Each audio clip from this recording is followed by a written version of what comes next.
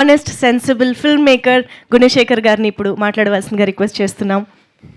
అందరికీ నమస్కారం అండి. యూఫోరియా ప్రీ స్ట్రీమింగ్ ఈవెంట్లో ఈరోజు కూర్చున్న వెంటనే రామోజీరావు గారిని చూడటం చాలా చాలా హ్యాపీ అనిపించింది. ఆయన ఎప్పుడు మనతోనే ఉంటారు. ఈ ఉషాకిరణాలు అని ఏదైతే వాళ్ళ బ్యానర్ పాట ఉందో, అసిస్టెంట్ డైరెక్టర్గా నా కెరీర్ అప్పుడే స్టార్ట్ అయింది. నేను అప్పుడు ఇండస్ట్రీకి వచ్చిన కొత్త. అప్పుడు బాపిరెడ్డి గారు ఈ కుర్రాడు బాగా పనిచేస్తున్నాడని చెప్పి నా హ్యాండ్ రైటింగ్ బాగుంటుందని ఎంకరేజ్ చేసిన వ్యక్తి బాపిరెడ్డి గారు అప్పటి నుంచి. అప్పుడు నేను ఉషాకిరణ్ సంస్థలో పనిచేయడం అంటేనే చాలా ప్రెస్టేజ్, ఎంటర్ అవ్వడం కూడా అంత ఈజీ కాదు. సో వాళ్ళ టెస్ట్లు కానీ వాళ్ళ ఇది కానీ చాలా కఠినంగా ఉంటాయి. అంటే ఇటు సాహిత్యం కానీ అన్నిటి మీద స్టాండర్డ్ ఉండాలి వాళ్ళకి. సో అలాంటిది ఆ బ్యానర్లో జాయిన్ అయ్యాను అనగానే చాలామంది హోప్స్ పెట్టుకున్నారు నన్ను, వీడికైతే ఒక ఫ్యూచర్ ఉందనే ఇది. సో అలాగా చైర్మన్ గారు రామోజీరావు గారిని స్వయంగా ఆయనతో పాటు కథా చర్చల్లో పాల్గొనే అవకాశం కూడా నాకు దక్కడం నిజంగా నేను ఎప్పుడు మర్చిపోలేను. ఆయన కారుదిద్దున కాపురం అనే సినిమాకి విన్సెంట్ మాస్టర్, డివి నసరాజు గారు వాళ్ళ దగ్గర వర్క్ చేశాను నేను. సో అప్పటి నుంచే ఆయన అంటే నాకు చాలా ఇన్స్పిరేషను, రామోజీరావు గారు అంటే.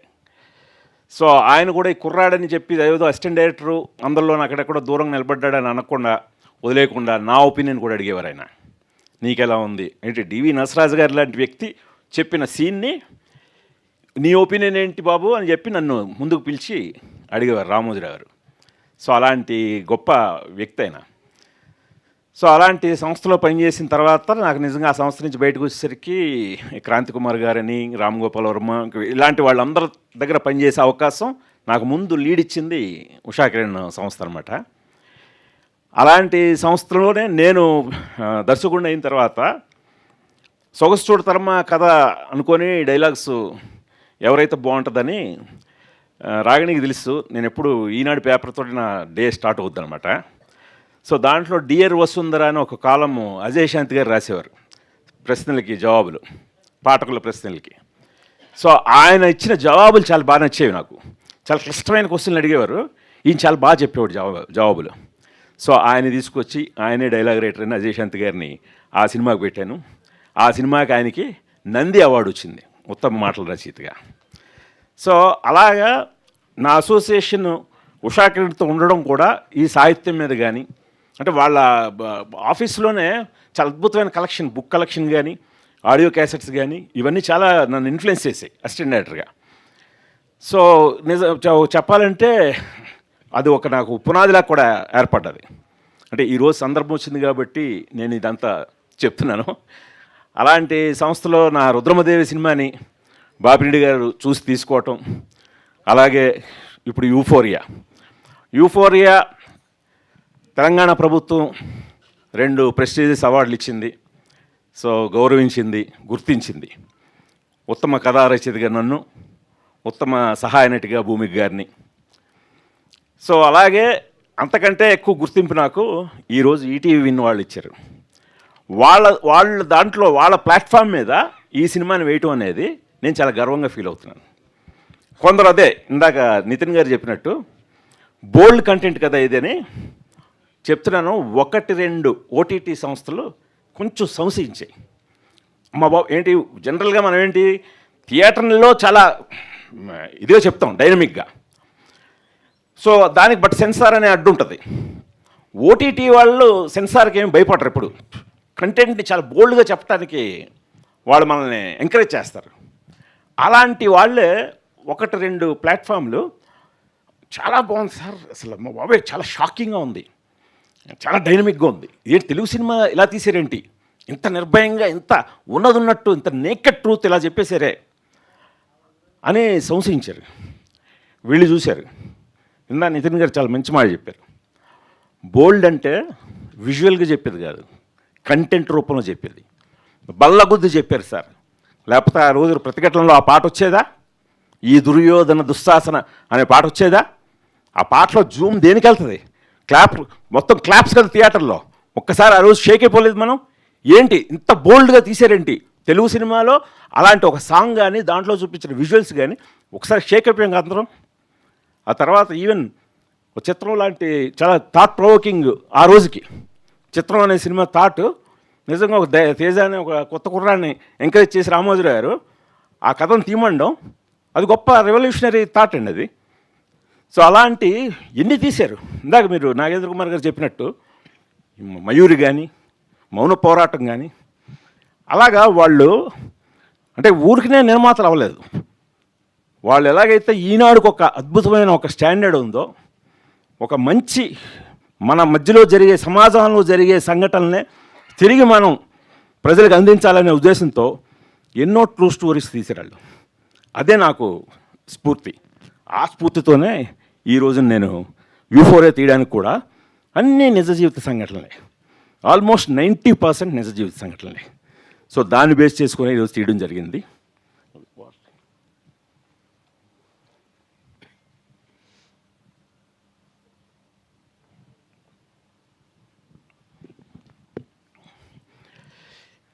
ఇంకా ప్రభు గారు ఇందా మాట్లాడుతూ ఇది థియేటర్లో అనుకున్నంతగా చేయకపోవడానికి యూఫోరియా టైటిల్ కూడా రీజన్ అవ్వచ్చు.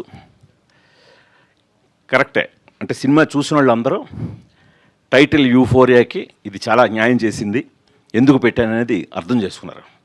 బట్ ముందు టైటిల్ యూఫోరియా అని పెట్టేసరికి కొంచెం తటపాటాయించిన మాట వాస్తవం. కానీ ప్రేక్షకులని కూడా నేను సవినయంగా వాళ్ళని వేడుకుంటుంది ఏంటంటే మీరు దయచేసి కంటెంట్ ఈజ్ కింగ్ అని మీరు అంటున్నారు. కంటెంట్ ఈజ్ కింగ్ అని నమ్మి తీసినప్పుడు మీరు థియేటర్లకు రండి దయచేసి. నేను రిలీజ్ చేసిన వెంటనే రివ్యూలు ఇప్పుడు ప్రభు గారు నాగేంద్ర కుమార్ గారు ఇంకా చాలా standard Indian express 4 star rating ఇచ్చింది, టైమ్స్ ఆఫ్ ఇండియా, హిందూ ఇలాంటి స్టాండర్డ్ ఉన్న వాళ్ళందరూ కూడా సినిమాని బ్రహ్మరథం పట్టి అద్భుతంగా రాశారు. అవి చదివి సినిమా బాగుందట కదా, కానీ ఎప్పుడు వస్తుంది ఓటీటీలో అని మమ్మల్ని అడుగుతున్నారు వాళ్ళు. అరే అమ్మా ఇంత డబ్బులు ఖర్చు పెట్టి తీసింది థియేటర్కల్ ఎక్స్పీరియన్స్ ఇద్దామని, లేకపోతే డైరెక్ట్గా ఇదే కథను నేను ఈటీవీ వాళ్ళకి ఈటీవీ ఒరిజినల్ అని సబ్మిట్ చేస్తే 2 నిమిషాలు గారు తీయండి అంటారు వాళ్ళు, పట్మని తీసేసి ఉండేవాడిని. ఇది ముందు థియేటర్కల్గా చెప్పాలి అని నేను తీశాను. దాని వెనకాతల నా ఫ్యామిలీ ఉంది. ఇప్పుడు వాళ్ళు కూడా ఇప్పుడు సినిమా మేకింగ్ అంటే సరదాగా కేవలం ఒక ఫన్ ఒక సరదా అనేదే కాదు, సినిమానే సరదా, ఎప్పుడు మేకింగు సరదా. మా ఫ్యామిలీని కూడా ఇలాంటి ఒక పర్పస్ఫుల్ సినిమాని తీయడం సరదాగా అనుకున్నాం తప్పితే ఏదో ఊరికనే గాలిపోగు చేసి సినిమా తీసి దాన్ని ఒక ఫిల్మ్ మేకింగ్లో సరదా పడలేదు. సో కాకపోతే ఇప్పుడు సరదా తీరిపోతుంది అనుకోండి, అది వేరే విషయం. బట్ అయినప్పటికీ కూడా మేము నమ్మాం. ఎవరిని నమ్మాం? ఆడియన్స్ని నమ్మాం. ఆడియన్స్ని నమ్మినప్పుడు మీరు ఏం చేయాలి? ఒక మంచి సినిమా వచ్చినప్పుడు కేవలం మాటలు రాతలు పొగడ్తలే కాదు, అంటే చాలా ఇందాక కొన్ని సెల్ఫీ వీడియోస్ చూశారు, టైం తక్కువ ఉండడంతో కొన్ని వేశారు. మీకు ఫుటేజ్ దాదాపు 2-3 గంటలు ఉంటుంది ఫుటేజ్. ఒక్కొక్కరు మాకు పంపిన సెల్ఫీ వీడియోస్. ఏంటి ఈ సినిమా, అయ్య బాబోయ్ ఇది మన తెలుగులో వచ్చిందా, భయం వేసేస్తుందండి. ఒక రిటైర్డ్ టీచర్ వెన్నులో వణుకు పుట్టిందండి నాకు మొదటి నుంచి చివరి వరకు, అమ్మ ఇంకా ఏం జరుగుతుంది, ఇంకా ఏం జరుగుతుంది, ఇంకా ఏం జరుగుతుందని. ఒక టీనేజ్ అమ్మాయి చాలా కరెక్ట్గా చెప్పారండి. ఈ రోజున అసలు మీరు ఒక క్వశ్చన్ వేశారు, పబ్కి వెళ్ళడం పార్టీకి వెళ్ళడం తప్ప నాన్న అని. ఏ డైరెక్టర్ ఇలాంటి క్వశ్చన్ అడగలేదండి, ఒక అమ్మాయి చేత అడిగించలేదు, మీరు అడిగించారు. మారుతున్న కాలంలో ఎవరికి వాళ్ళకి లిమిటేషన్స్ ఉంటాయి. ఇప్పుడు మన పరిధిలో మనం జీవించాలి ఈ సభ్య సమాజంలో, ఆ కాన్షియస్ మాకు ఉంటుంది. కానీ ఎవరు ఎలాంటి ఇంత ధైర్యంగా క్వశ్చన్ అడగలేదు. అప్పటి నుంచి ఎండ్ వరకు అసలు ఆ అమ్మాయి చైత్ర ట్రావెల్ చూస్తే మామూలుగా లేదండి. ఆ అమ్మాయి క్లోజర్ ఇచ్చారు మీరు. అంటే ఒక అమ్మాయి జీవితం నాశనం అయిపోతే ఇప్పటివరకు ఏ కథా రచయిత అన్నా ఆ అమ్మాయి జీవితం నాశనమే, ఇంక అయిపోయిన అమ్మాయి జీవితం నాశనం, ఇంకెందుకు పనికిరాదు. ఆ అమ్మాయి కళలు కానీ గిలలు కానీ అన్నీ నాశనమే. ఇలాగే తీసారండి, ఇలాగే చూపించారు. కానీ అలా నాశనం అయిపోయిన అమ్మాయి జీవితాన్ని మీరు వెనకాల దేవుళ్ళ చూపించారు. ఒక అమ్మాయి అంది ఈ మధ్య ఎండ్లో విశ్వరూపాలు, దేవుడు విశ్వరూపాలు చూపించి ఆడియన్స్కి ఒక పూనకాలు తెప్పించి సినిమాలు హిట్ చేస్తున్నారండి. మరి నేను కూర్చొని థియేటర్లో తక్కువ మంది ఉన్నారు, కానీ నాకు పూనకం వచ్చిందండి. నేను దేవుడిని చూశాను, క్లైమాక్స్లో నాకు దేవుడు కనబడ్డాడండి ఆ అమ్మాయి రూపంలో. ఇలాగా ప్రతి అంశాన్ని వాళ్ళు పట్టుకొని వాళ్ళు ప్రశంసిస్తున్నారు. ఇవన్నీ దేనికి? నాకు పర్సనల్గా సెల్ఫీ వీడియోలోనూ, నా ట్విట్టర్లోనూ, ఇన్స్టాగ్రాముల్లోనూ, నాకు డిఎంల్లోనూ పెట్టడానికి కాదు కదా. మీ అందరూ చూసి 10 మందికి చెప్తే థియేట్రికల్గా మీరు దాన్ని ఆదరిస్తే ఇంకా దీనికి అప్పుడు కదా మేము పడే తృప్తి. లేకపోతే ఈ సినిమాకి ఎందుకు భూమికి గానే ఎందుకు పెట్టి తీయాలి? ఈ విఘ్నేష్ అనే ఈ కుర్రాన్ని ఎందుకు పెట్టి తీయాలి? నేను అడిగితే రీజనబుల్ ఎనీ హీరో నాకు డేట్స్ ఇస్తాడు కదా. కానీ కథను తీయాలనుకున్నాను, సినిమా తీయాలనుకోలేదు.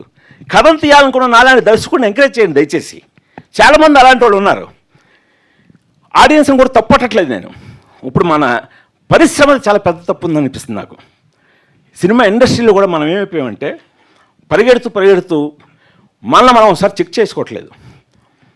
కోవిడ్ తర్వాత ఓటీటీ అనేది వచ్చి సినిమాని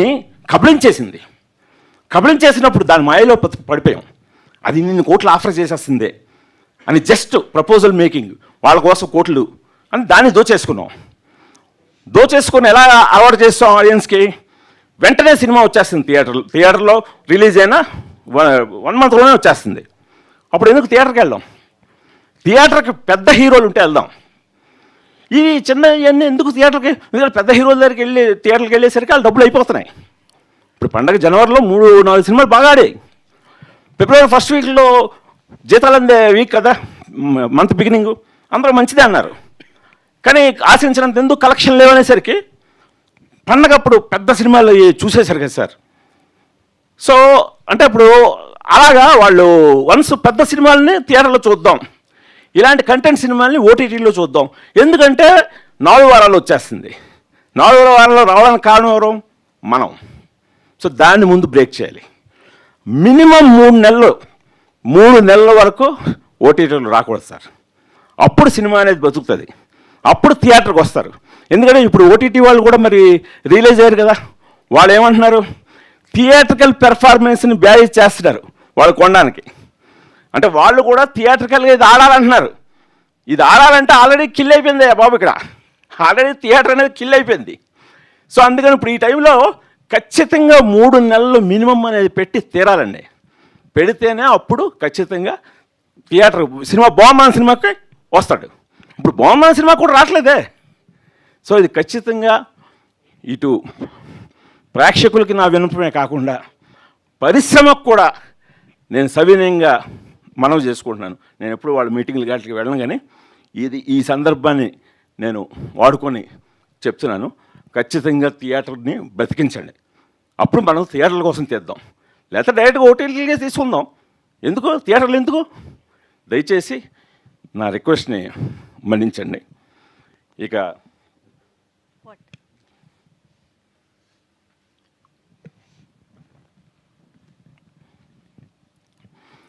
యూఫోరియా విషయానికి వస్తే వీళ్ళందరూ కొత్త వాళ్ళు అయినా సరే, ఇప్పుడు విఘ్నేష్ గవిరెడ్డి కానీ, లిఖిత ఎలమంచిలు కానీ, లిఖిత్ నాయుడు కానీ, పృథ్వీరాజ్ అడ్డాల కానీ, వీళ్ళందరూ అరే ఈ డైరెక్టర్తో పనిచేస్తే మనకు ఒక మంచి గుర్తింపు వస్తుంది అని వాళ్ళు కూడా ఆల్మోస్ట్ ఒక సంవత్సరంన్నర పాటు నమ్ముకొని ఈ రోజున మీ అందరూ ప్రతి రివ్యూల్లో అందరూ చెప్పిన మాట, ఆర్టిస్టుల పెర్ఫార్మెన్స్ చాలా బాగుంది, ప్రతి యాక్టరు తనకి ఇచ్చిన పాత్రని చాలా బాగా పోషించాడు అని చెప్పి అందరూ ప్రశంసిస్తున్నారంటే దాని వెనకాతల వాళ్ళందరూ కూడా చాలా కృషి ఉంది. ప్రత్యేకంగా ఈ విఘ్నేష్ గవిరెడ్డి ఇతనికి సినిమా చెప్పాను నేను, తనకే తెలుసు ఎలాంటి పాత్ర చేస్తున్నాను. బ్యాంక్ అయ్యాడు. ఇప్పుడు వన్స్ రిలీజ్ అవ్వటం ఏంటి, కోకొల్లలు నేను ముందే చెప్పాను నీకు చాలా వచ్చేస్తాయి ఆఫర్లని, అలాగే వచ్చేసాయి. కానీ ఇప్పుడు కరెక్ట్గా ఆచితూచి అడిగేయమన్నాను, అలాగే ఆచితూచి అడిగేస్తున్నాడు. ఇప్పుడు అతని కథతో ఇప్పుడు ఎలా అయిపోయాడంటే, ఇప్పుడు ఇందాక నా పక్కన కూర్చొని సార్ అమ్మో మన కథ తర్వాత వేరే కథలు ఏవి నాకు ఎక్కట్లేదు సార్ అన్నాడు. అంటే ఒక కథ తాలూకు స్టాండర్డ్ ఏంటనేది అతను చూసి ఇప్పుడు అతన్ని ఓకే చేయాలంటే నాకే కష్టమేమో అనే రేంజ్కి అతను ట్యూన్ అయ్యాడు. సో అలాగా నువ్వు అలాగే ఉండు, ఏం తొందర లేదు. నేను వెతుక్కుంటూ వచ్చాను కదా, అలా నిన్ను వెతుక్కుంటూ ఈ పెర్ఫార్మెన్స్ ఇతనే ఇవ్వగలడు అని చెప్పి నీ దగ్గరికి వస్తారు. నువ్వేమీ ఇదొక ఇప్పుడు ఇస్తున్నాయి కదా చెప్పి ఆ లవ్ స్టోరీలు రకరకాల లవ్ స్టోరీలు చేయాలి, నువ్వు లవ్ స్టోరీలు తప్పకుండా చేయాలి. బట్ ఆ లవ్ స్టోరీలో కూడా కథ అనేది పద్ధతిగా ఉండాలి. ఊరినే గాలి పోగేసి ఏదో చేసి లవ్ స్టోరీలు అంటే కూడా జనాలు ఏం చూసేయట్లేదు. ఇప్పుడు ఆడుతున్న అన్నట్లు కూడా విషయం ఉన్న లవ్ స్టోరీలో ఆడుతున్నాయి కూడా. సో అలాగా ఇతను కానీ ఇంకా సారా అర్జున్ ఇప్పుడు దురంధర్ వేవ్ తోటి ఆ అమ్మాయిని చూశారు అందరూ. అసలు అంటే దురంధర్లో పాత్రకి యూఫోరియాలో అమ్మాయి వేసిన చైత్ర పాత్రకి అసలు పొంతం లేదు. సో అందులో ఎంత ఇదిగా చేసిందో దీంట్లో ఎంత సెన్సిటివ్ గర్ల్గా చేసిందండి అని చెప్పి ఇప్పుడు థియేటర్లో చూసిన వాళ్ళు చాలామంది ఆ అమ్మాయికి బాగా ఫ్యాన్స్ అయిపోయారు. నాకు తెలిసి ఈరోజు రాత్రి 12 దాటాక యూఫోరియా చూసి ఇంకా ఆమెకి ఫ్యాన్ బేస్ పెరుగుతుంది. అంత చక్కగా ఇప్పుడు ఆల్రెడీ దురంధర్తో ఒక యూఫోరియా క్రియేట్ చేసిన సారా యూఫోరియాతో ఇంకా యూఫోరియా క్రియేట్ చేయబోతుంది. తప్పకుండా మీ అందరూ చూడండి. అలాగే భూమిక గారు, ఆవిడ లండన్లో ఉన్నప్పుడు కథ స్క్రిప్ట్ పంపించి ఫోన్ చేశాను. ఫోన్ చేసి ఆవిడకి చెప్పిన మొదటి మాట మొన్న ఆవిడే గుర్తు చేశారు నాకు ఈ విషయం. మీరు కరెక్ట్గా ఈ కథను నమ్మితే మీకు అవార్డు వస్తుందండి అన్నాను. ఎగ్జాక్ట్గా ఆమె మొన్న అవార్డు అందుకున్న గద్దర్ అవార్డు అందుకున్న మన్నాడు ఫోన్ చేసి అది గుర్తు చేసింది. లండన్లో నేను ఉన్నప్పుడు మీరు ఈ మాట అన్నారని.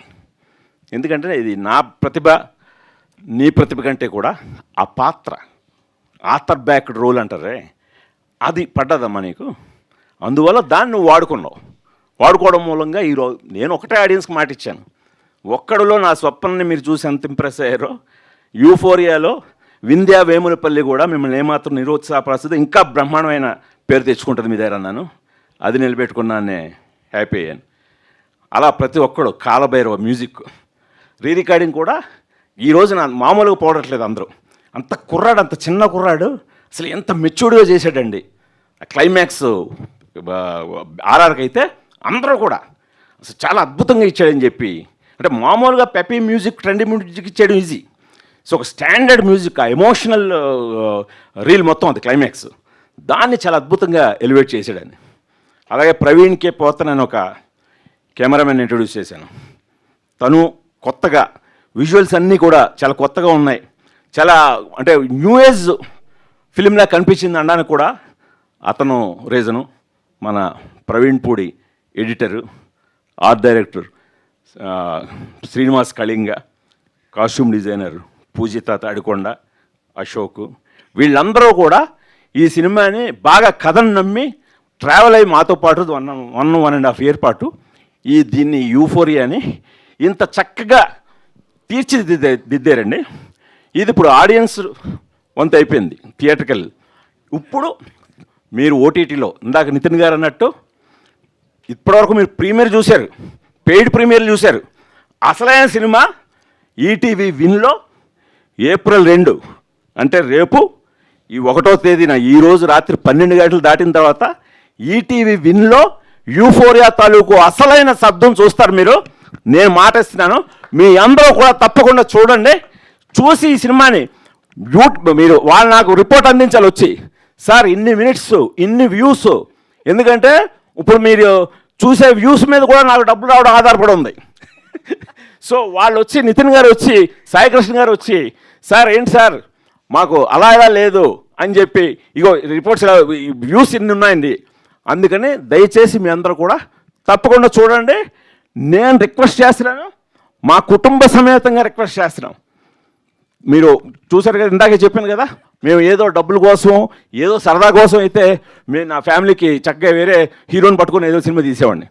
మా యుక్త దగ్గర నుంచి నీలిమ, రాగిణి ఈ కథ రాస్తున్న క్షణం నుంచి ఈ క్షణం వరకు కూడా ప్రతి దీంట్లోనూ వాళ్ళ తాలూకు కంట్రిబ్యూషన్ ఉంది. సో అందుకని మీ అందరూ కూడా మీ ఇంటిల్లపాది, మా ఇంటిల్లపాది ఎలాగైతే ఒక మంచి కంటెంట్ని మీకు అందజేయాలని అనుకున్నాం. ఇందాక రాగిణి తాలూకు ఇది చూశారు కదా, సినిమా స్పీచ్ కాదు అది, తను ఎమోషనల్గా తను ఏమనుకుందో అది చెప్పింది. యాజ్ ఇట్ ఈస్గా మా ఇంటిల్లపాది ఏదైతే ఫీల్ అయ్యామో మీ ఇంటిల్లపాది కూడా ఈ సినిమా చూసి అదే ఫీల్ అవుతానని నమ్ముతున్నాను. థ్యాంక్ యూ, నమస్కారం. Thank you sir, thank you very much. So ఈరోజు ప్రీమియర్ సెలబ్రేషన్ లాగానే మనం స్ట్రీమింగ్ అవర్ సెలబ్రేషన్స్ కూడా అతి త్వరలో చేసుకోవాలి అని మనస్ఫూర్తిగా కోరుకుంటూ అందరినీ కూడా వేదిక పైన ఉండవలసిందిగా రిక్వెస్ట్ చేస్తూ క్విక్గా చైర్స్ స్టేజ్ పైకి తీసుకొచ్చేయండి. మనం మీడియా ఫ్రెండ్స్తో ఒక Q&A సెషన్. ఐ థింక్ ఇది Q&A కంటే కూడా ఒక చిన్న అప్రిసియేషన్ సెషన్ అవుతుందేమో అనిపిస్తుంది. బికాజ్ వీఆర్ డెఫినెట్లీ ష్యూర్ సినిమాని థియేటర్స్లో చూసిన అందరూ కూడా ఎంతో ఇష్టపడ్డారు చిత్రాన్ని. ఐ థింక్ సినిమాలు కొన్ని అంటే థియేటర్లోనా ఓటీటీలోనా అన్నది పక్కన పెడితే కొన్ని సినిమాలు అందరికీ డెఫినెట్గా రీచ్ అవ్వాలి అని కోరుకుంటూ ఉంటాము. సో అలాంటి సినిమాల్లో యుఫోరియా కూడా ఒకటి కాబట్టి సో ఈటీవీ విన్ ద్వారా మరెంతో మంది ఆడియన్స్కి ఈ చిత్రం రీచ్ అవ్వాలి అని మనస్ఫూర్తిగా కోరుకుంటూ సో మీడియాతో Q&A సెషన్లోకి వెళ్ళిపోదాము.